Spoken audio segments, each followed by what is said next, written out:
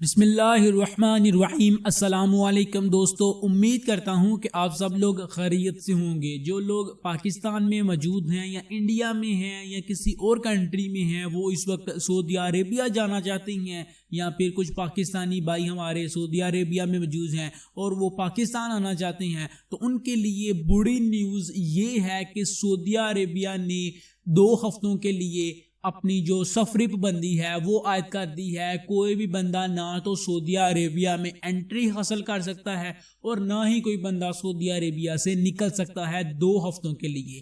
یہ جو پابندی ہے یہ کرونا وائرس کی وجہ سے لگائی گئی ہے۔ سعودی عربیہ کے علاوہ اور بھی جتنے گلف کنٹری ہیں، قطر ہو گیا، کویت ہو گیا، UAE ہو گیا، بحرین ہو گیا، عمان ہو گیا، ان کنٹری نے بھی تقریباً 1 ہفتے سے لے کر 3 ہفتوں تک پابندی عائد کی ہے۔ اگر ایگزیکٹ انفارمیشن آپ کو دیں تو تقریباً 4 فروری سے لے کر 19 فروری تک یہ جو پابندی ہے یہ رہے گی۔